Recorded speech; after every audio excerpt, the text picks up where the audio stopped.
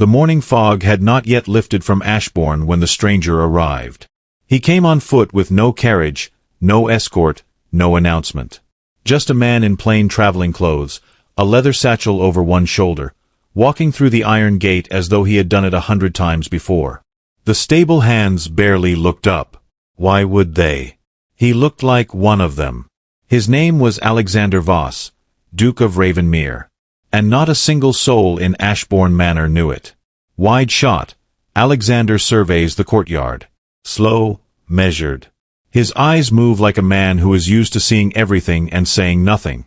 He had arrived 3 days early. On purpose. In 1 week, by arrangement of their respective families, he was to be formally introduced to Lady Eleanor Ashbourne, his intended bride. The papers were nearly signed. The match had been decided in a room he was not invited to, between men who considered love a secondary concern to land and lineage. Alexander had agreed. He always agreed publicly. But he had made himself one private promise. He would see who she truly was before he gave her his name. So here he stood, in borrowed clothes, with a false name Thomas Gray and a quiet arrangement with the estate steward, who owed Alexander's family a favor he could not refuse. The sound of hooves. Eleanor Ashbourne crosses the courtyard on a grey mare, attended by 2 ladies-in-waiting. She is 23. Composed. Beautiful in the way a winter morning is striking, but cold. She pulled up near the stable entrance and did not dismount. She simply looked at Alexander the way one looks at furniture that has been placed in the wrong room. Eleanor. You there. New hand, I assume? See that Celestine is watered and her shoes inspected. The left rear shoe was loose on yesterday's ride and no one bothered to report it. If I find it still loose by noon, the head groom will hear about it from me personally. She did not wait for a response. She walked toward the house without looking back. The stable yard was very quiet. A young groom named Pip stole a glance at the stranger. The stranger was looking at the door through which Lady Eleanor had disappeared. His expression was impossible to read. Pip. Don't take it personally. That's just how she is. Alexander looked at the horse. Then at the door. Then he picked up the brush and got to work. Did she just ruin her future marriage without knowing it? From the upper window of the east wing, a pair of eyes watched the entire encounter. They belonged to a man who is smiling. Let us go back 4 days. Alexander Voss, Duke of Ravenmere, had sat across a fireplace from his oldest friend and adviser, Lord Edmund Fairfax, and told him what he intended to do. Edmund had stared at him for a long moment before speaking. Edmund, you are going to impersonate a stable hand. At the estate of your future wife. 3 days before you are to arrive as a duke. And you believe this is wise. Alexander, I believe it is necessary. I have attended enough dinners to know that people perform for dukes. I want to see who Lady Eleanor Ashbourne is when she believes no one important is watching. Edmund had pinched the bridge of his nose but said nothing more. He had served Alexander long enough to know that when he used the word necessary, the conversation was over. The arranged marriage had been set in motion by their fathers, both now gone. The Ashbourne estate carried prestige and history. The Ravenmere dukedom carried wealth and political standing. On paper, it was an elegant exchange. On paper, Alexander and Eleanor had never met. He had heard things. Rumors carried on the lips of servants who passed between great houses like birds between branches. Lady Eleanor, they said, had a temper. She was exacting. She had dismissed 3 housemaids in as many months. The stable staff, one man reported, did not speak freely in her presence. Whether these things were true or simply the noise that follows a woman who does not smile easily, that was what he had come to find out. Interior, servants' quarters, late evening. Alexander sits at a long wooden table. Around him, the stable staff eat in near silence. There is no laughter. On his 3rd evening in the servants' hall, an older woman named Marta, one of the house's longest-serving maids, sat beside him without invitation and spoke in a voice meant only for him. Marta, you seem like a man who watches things carefully. So let me save you some time. Things here are not what they seem. And I'll say no more than that. She stood and left before he could ask a single question. That night, lying in a narrow cot in the stable loft with hay for company and moonlight through the slats, Alexander stared at the ceiling and turned her words over in his mind. Things here are not what they seem. He had come to judge a woman's character. He was beginning to suspect that was only the first layer of what Ashbourne Manor was hiding. Mystery introduced. Why are the servants afraid of her, and why will no one say it plainly? The next 2 days confirmed what the rumors had suggested. Eleanor Ashbourne was not a gentle employer. She noticed everything and praised nothing. A saddle left a half-inch out of position earned a measured, cutting comment that landed harder than a shout. A delay in the preparation of her morning ride produced a silence from her that the stable hand in question described, later, as, like standing in front of a storm that hasn't decided to break yet. Exterior, courtyard. A visiting party of minor nobles has arrived for an afternoon inspection of the Ashbourne grounds. Eleanor hosts. She is gracious, warm, and very different from the woman in the stable yard. Alexander watched her move through the guests and felt something shift in his understanding. She laughed at the right moments. She asked the right questions. She was perfectly composed and perfectly charming, and he would have believed in it entirely except that he had watched her 40 minutes earlier correct him in front of the other grooms for the way he had arranged the saddle blankets, and the correction had not been kind. One of the visiting noblemen, Lord Ashby, thick-necked and loud, called over to where Alexander was leading a horse across the yard.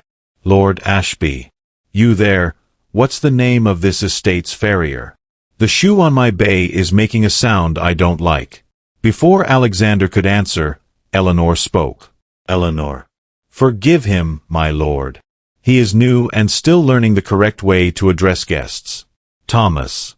When a nobleman speaks to you, you remove your hat and you answer directly.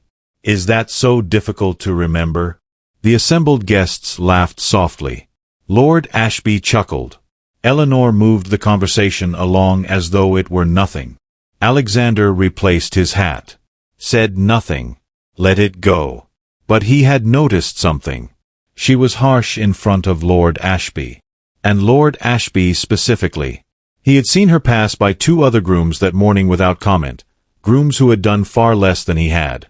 The corrections, the public diminishments, they only came when certain nobles were within earshot. He filed this away and said nothing. Who is she trying to impress, and why does it require humiliating the people below her? Eleanor's cruelty is not random. It is performed. Selective. Always in front of the same audience. Someone is watching her, and she knows it. His name was Lord Victor Ashbourne, Eleanor's cousin. He arrived on the second afternoon in a lacquered black carriage, dressed as though attending a coronation, with a manner that could only be described as theatrical warmth, the kind of charm that fills every room it enters and leaves people feeling strangely emptied after it departs. He greeted Eleanor with both hands outstretched, kissed her on the cheek, and said something that made her smile in a way that did not reach her eyes. To the assembled staff, he was generous. A nod here, a compliment there, a coin pressed into a young groom's hand. Alexander watched all of this from the stable entrance. Close up, Victor's eyes. Beneath the performance, they are absolutely still. They sweep the courtyard the way a man sweeps a room before he enters it looking for threats, calculating distances. That evening, Alexander slipped around the back of the east wing, a route he had mapped in his first 2 days, and positioned himself near an open window off the library passage. He was not proud of it. But he had stopped feeling guilty about what was necessary. Victor's voice carried clearly. Victor. The Duke arrives in 6 days. Everything must be managed carefully until then.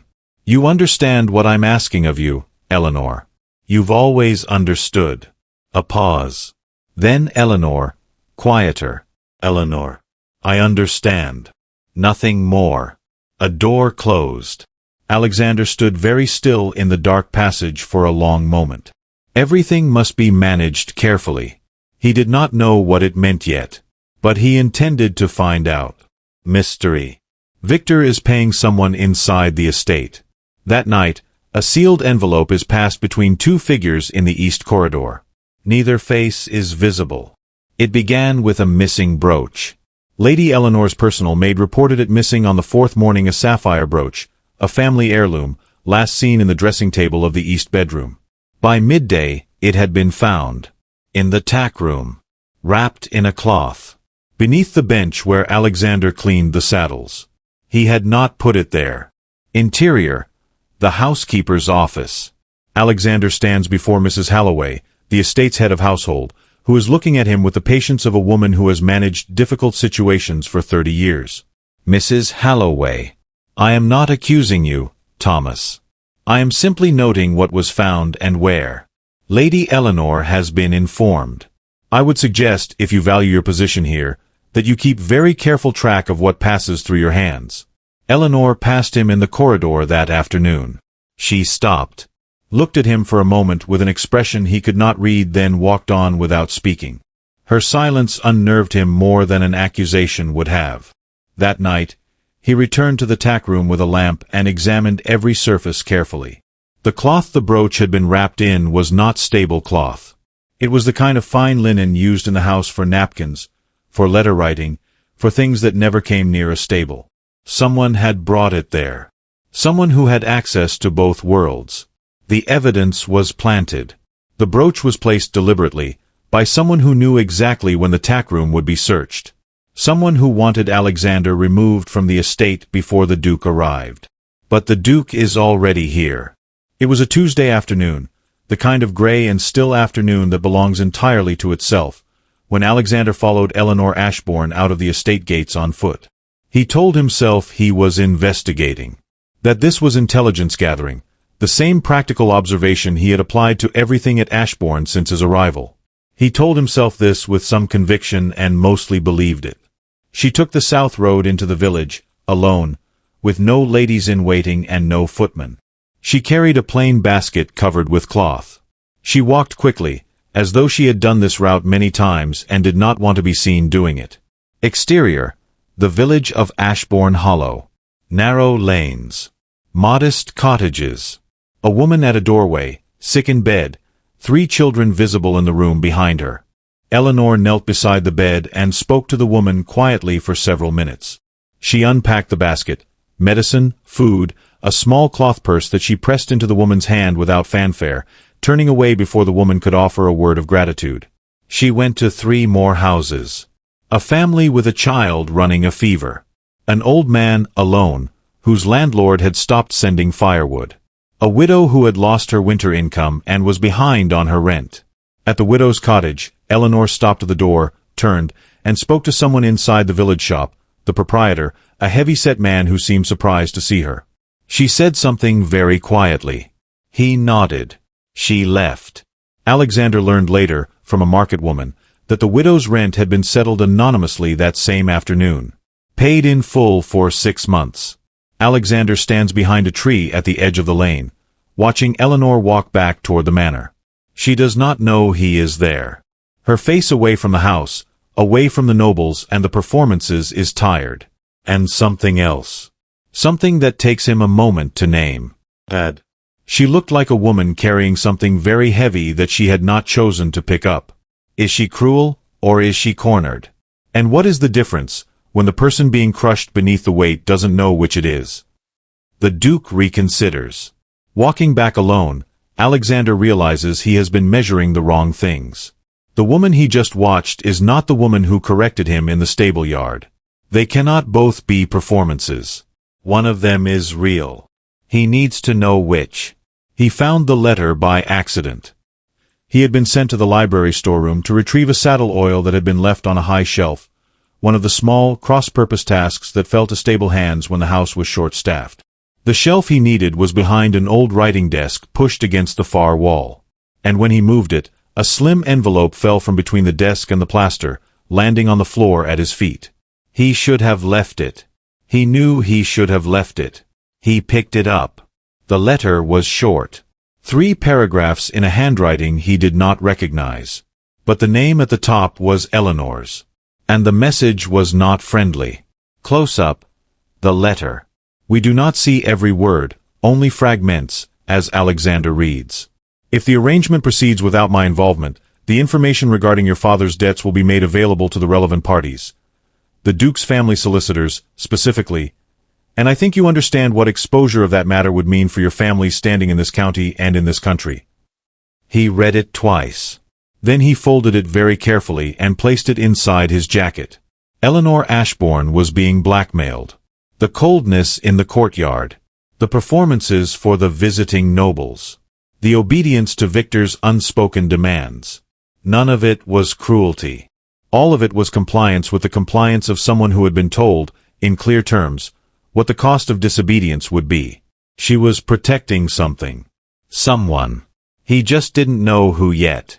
Eleanor is not acting freely. She has not been acting freely for a long time. Every harsh word, every performance, someone has been holding the strings. And the person holding them is still in this house. His name was William. He was 17 years old and he had been ill for 2 years. Alexander found this out through Marta, the maid who had warned him on his first night. She came to the stable loft before dawn on the 5th morning and sat on a hay bale and looked at him for a long moment before deciding he had earned the truth. "Marta, the young Master William has been kept in the north wing since the fever took him last winter. There's a physician in the city who can treat what he has. An expensive treatment. The kind that requires connections to even access. Lord Victor controls those connections. He has made that very clear to Lady Eleanor." She folded her hands in her lap and looked at him steadily. "Marta, everything she does, everything that looks wrong from the outside, she does because William's treatment hangs in the balance. Victor has told her, if she displeases him, if she embarrasses him, if the Duke takes notice of anything that reflects badly on Victor's influence in this house, the physician cancels. And William suffers for it." Alexander sat very still. "Alexander, how long has this been going on?" "Marta, 8 months. From the moment Victor learned the Ravenmere marriage was being arranged. He saw his opportunity and he took it." She stood, smoothed her apron. "Marta, I've said enough. What you do with it is your concern." She left him there in the grey light with the sound of horses below, and everything he thought he understood turned completely upside down. He thought about Eleanor in the village, kneeling beside a sick woman's bed, paying a widow's rent, walking home alone with that exhausted, sad face. She was doing for strangers what she could not do for her own brother without Victor's permission. For the first time, something close to admiration moved through him. And then something sharper, anger. At Victor. At the situation. At himself. For taking 4 days to see past the surface of a woman who had been performing under duress from the moment he arrived. How much has she already given up? And how much more will she give before someone finally sees what is actually happening here? Midpoint cliffhanger. The Duke has stopped testing. He is now, quietly, on Eleanor's side. But she does not know it. And Victor is still watching. Victor moved faster than Alexander expected. The accusation came on the 6th morning, 2 hours after breakfast. A visiting nobleman, Lord Fenwick, one of Victor's associates, emerged from his rooms claiming that a stable hand had entered his chambers the previous evening, uninvited, and had been aggressive when confronted. He identified Alexander by description. The new one, tall, dark-haired, with a watchful manner. 2 estate guards appeared at the stable entrance before Alexander had finished his morning work. They were polite but very clear. The courtyard. Guards waiting. Grooms watching from a careful distance. Victor standing to one side, concerned expression in place, arms folded, the image of a man troubled by an unfortunate situation. And then Eleanor came through the main door. Alexander watched her take in the scene of the guards, Victor's expression, the gathered audience. He watched her understand what was happening. He watched her make a calculation. She walked to the center of the courtyard and spoke clearly enough for everyone to hear. "Eleanor, Thomas was on an errand I assigned him yesterday evening. He could not have been in Lord Fenwick's corridor at the time described because he was in the West Wing collecting documents for the estate accounts, at my specific request. I can verify this. As can Mrs. Halloway." A pause. "Eleanor, I would suggest the identification was made in poor light and under some excitement. These things happen. No further action is necessary." She did not look at Victor. She did not look at Alexander. She walked back into the house. The guards dispersed. Lord Fenwick muttered something. Victor said nothing at all, which was, Alexander had learned, his most dangerous mode. Later, in the corridor outside the kitchen, Alexander passed Marta, who gave him a look he had come to understand. Marta. She lied to protect you. She knows it will cost her with Victor. She did it anyway. The question. Why would she risk her position with Victor to risk William's treatment to protect a stable hand she barely knows? What did she see in him that changed her calculation? That evening, Eleanor came to the stables. It was the first time she had come without a purpose. She stood in the doorway for a moment, looking at him working by lamplight, and then she came in and sat on a crate near the wall and for a long moment said nothing at all. He didn't press her. He kept working. And after a while, she spoke. Eleanor. You didn't take that brooch. Alexander. No. Eleanor. And you weren't in Lord Fenwick's corridor. Alexander. No. She looked at her hands. Eleanor. Someone is trying to remove you from this estate before the Duke arrives. I don't know why a stable hand would matter to anyone's calculations. But you do, apparently. Which makes me think you're not entirely what you appear to be. He met her eyes steadily. Alexander. What I am is someone who would like to help. If you'll allow it. She studied him for a very long time. Then she stood. Eleanor. Victor keeps his private correspondence in the East Study. Third drawer. He keeps it locked, but the key is behind the clock on the mantel. He doesn't know I know that. She left without another word. Alexander went to the East to study that same night. He worked by feel in the dark, found the key exactly where she said it would be, and opened the drawer. What he found took his breath away. Forged land deeds.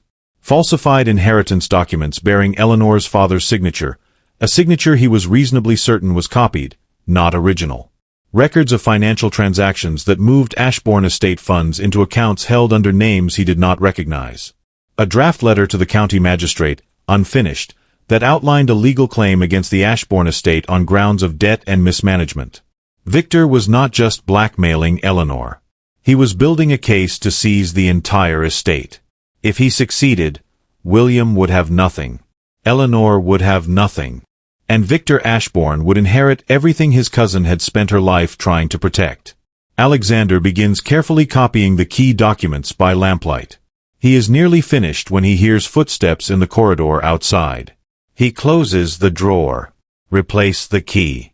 Extinguishes the lamp. Move to the window. Danger. The footsteps stop outside the study door. A pause. Then they move on. But in the morning, Victor is quieter than usual. And his eyes, when they move across the courtyard, seem to be looking for something. The hunting party was Victor's idea. A morning ride through the Ashbourne woods, he suggested, before the Duke's formal arrival. Light-hearted. Festive. A chance for the assembled guests to enjoy the estate before the ceremonies began. Eleanor agreed, because Eleanor always agreed, because the cost of disagreement was something she could not afford. Alexander prepared the horses with the rest of the stable staff. He had Celestine, Eleanor's gray mare, ready in the standard time. He checked all 4 of her shoes, including the repaired left rear. He checked the saddle girth. He checked the bridle. He then went to retrieve a water bucket from the far end of the yard. He was gone in 4 minutes. Close up, the saddle girth. Someone has partially loosened it, not enough to be obvious on inspection, but enough to give way under the pressure of a canter. He did not see it happen. He only saw its consequence. The party had been riding for 20 minutes when Celestine broke into a canter on a downhill path and the saddle began to shift. Eleanor felt it immediately that she was an excellent rider, but the hill was steep and the path was narrow and there was no clean way to stop. Alexander was at the back of the party. He did not think. He spurred his horse forward, cut across the path at an angle that brought him alongside Celestine, and reached across and caught Eleanor's arm as the saddle slid completely sideways. He pulled her clear. Her horse stopped. She landed against his side, breathing hard, her hand gripping his sleeve. The assembled party gathered around in concerned noise. Victor appeared at the front of the group, his face a portrait of horror, his voice the loudest in its concern for Eleanor's well-being. Eleanor straightened. She looked at Alexander, really looking at him, for perhaps the first time, and something moved across her face that had nothing to do with gratitude and everything to do with recognition. As though a shape she had been studying from a strange angle had suddenly resolved itself into something familiar. Eleanor. Thank you. 2 words. Quietly said. But she held his gaze for a moment longer than necessary before looking away. Eleanor is beginning to ask questions she has not allowed herself to ask before. Who is this man? Why does he keep appearing at the exact moments that matter? And why for the first time in 8 months does she feel, in his presence, slightly less alone? Old Hendrik had served 3 dukes in his 63 years. He had been the Ravenmere estate's head groom for 22 of them, which was why, when he arrived at Ashbourne as part of the advance household staff sent 2 days ahead of the duke's formal arrival, Alexander's presence in the stable yard nearly gave the man a heart attack on the spot. Exterior. The stable yard. Hendrik, 70 and white-haired, comes around the corner carrying a leather bag. He sees Alexander. He stops. His eyes drop to Alexander's right hand. To the ring, a plain iron signet that Alexander had not removed, because it was the one thing he had not thought anyone here would recognize. Hendrik said nothing. He turned around. He walked back the way he came. But later, near the water trough, when no one was close enough to hear, he appeared at Alexander's elbow and spoke without looking at him. Hendrik. Your Grace. I do not know what you are doing here, and I will not ask. But you should know that the young groom Pip has been talking. He told the undercook that the new stable hand doesn't move like a stable hand. The undercook told the housekeeper's assistant. This morning, that same assistant was seen speaking privately with Lord Victor. A pause. Hendrik. Your disguise, sir, has run out of days. Alexander looked across the yard. Victor was standing on the manor steps. He was looking at Alexander. He was not performing. His face was completely still. And for the first time, the charming mask was entirely gone. In its place, something cold and furious and very fast in its calculations. Victor knew. The only question was what he intended to do with it. The trap springs. Victor has spent 8 months constructing a plan that depended on the Duke's ignorance. That ignorance no longer exists. Which means the plan must change immediately, drastically, and in a way that eliminates every person who stands between Victor and what he wants. Victor moved within the hour. He called a gathering of the assembled guests in the great hall, the visiting nobles, the Ashbourne household, the advance staff, the stable hands still in their working clothes. He did it through the estate steward, with the authority of a man who had long understood how to make himself seem like the person in charge of any room. He stood at the head of the hall, and he smiled the way he always smiled, wide, warm, carrying nothing behind it, and he said he had a matter of some urgency to share. A matter of family, of honor, of truth. He produced a sheaf of documents from inside his coat. Victor, I have, with great reluctance, uncovered evidence that Lady Eleanor Ashbourne has engaged in a deliberate deception of the Ravenmere family. These documents show that she was aware of her father's debt to the Ravenmere estate and concealed that information from the Duke's representatives during the marriage negotiations. This constitutes fraud. It renders the betrothal arrangement invalid and exposes this estate to legal claims that I, as the nearest male heir of the Ashbourne family, am legally obligated to pursue. The hall was very quiet. Eleanor stood near the side wall. She was very pale. She did not speak. Victor let the silence do its work. Then he looked directly at Alexander, still dressed as a stable hand, still in his working clothes, and let something like contempt move across his face.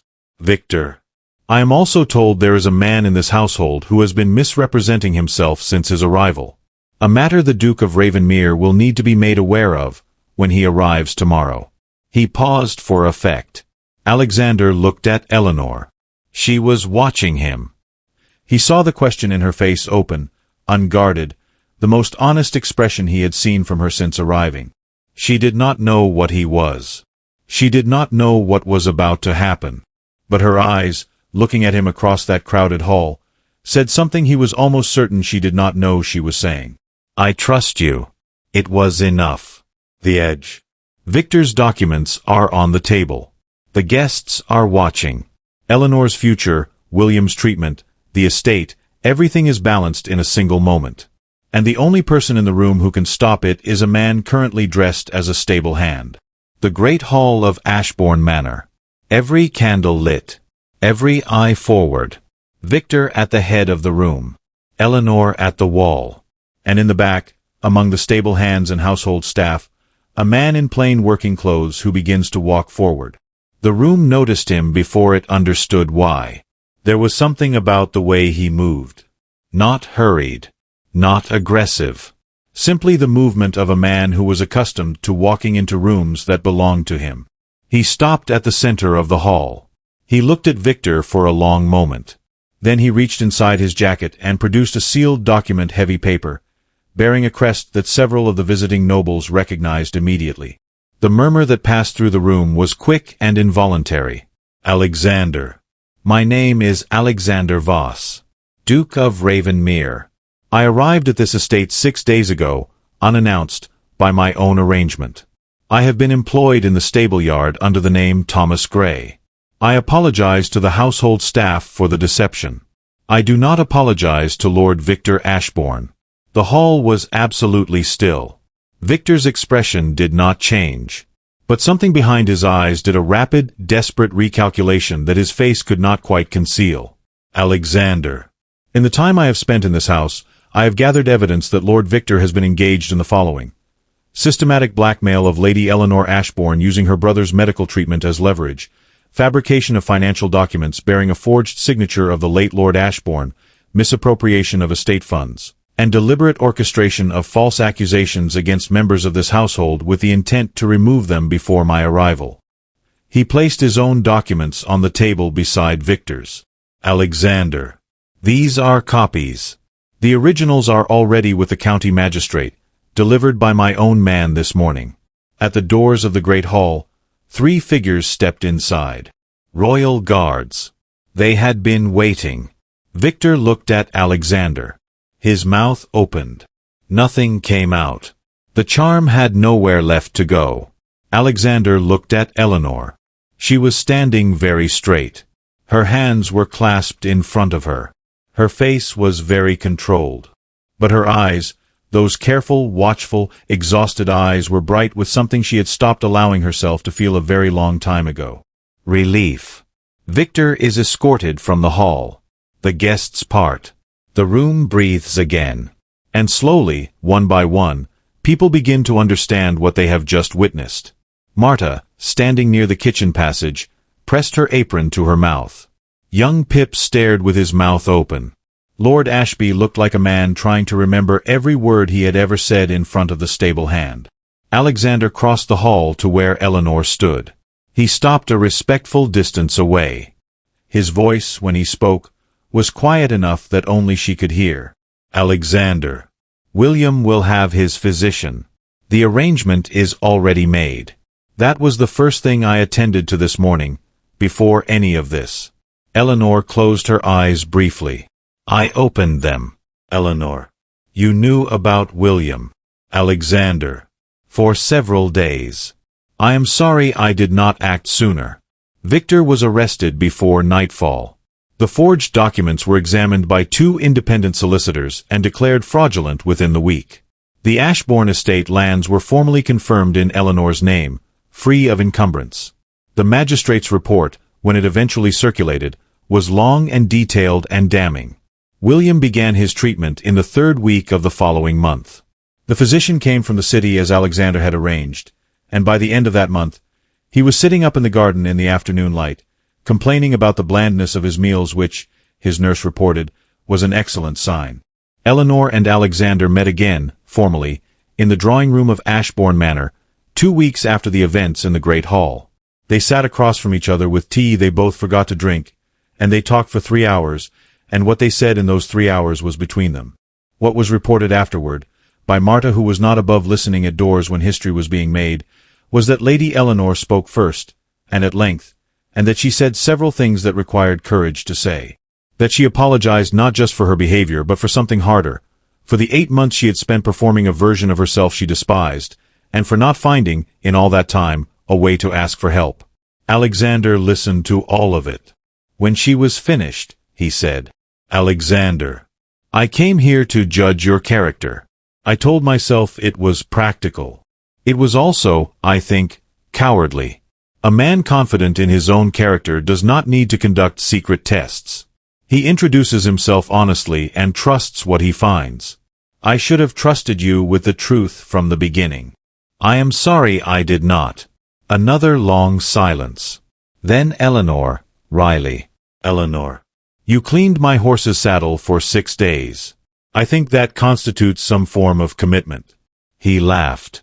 She hadn't expected how much the sound of it changed the room. After a moment, he set down his tea and looked at her directly. No mask. No performance. No calculation. Not as a duke evaluating a prospect. Not as a stranger trying to understand her. Simply as a man sitting across from a woman he had watched carry an impossible weight with more grace than he had any right to expect, and who had, in the end, protected him when she had no reason to. "Alexander, the test was never about perfection. I know that now. It was about character. And I have seen yours in a sick woman's cottage, at a widow's door, in a courtyard when it would have been easier to say nothing. I saw it in the stable yard, too, the very first morning, though I was too proud to understand what I was looking at. You ordered me to check your horse's shoe. You were right to. The shoe was loose." She tilted her head. Almost a smile. "Alexander, will you marry me now knowing exactly who I am?" Eleanor looked at him for a long moment. Then she looked out the window at the garden, where her brother was sitting in the afternoon light. Then she looked back at Alexander. And she chose. "Eleanor, on one condition. Next time you want to know something about me, ask me directly." He agreed. It was, they would both say later, the most important promise either of them ever kept.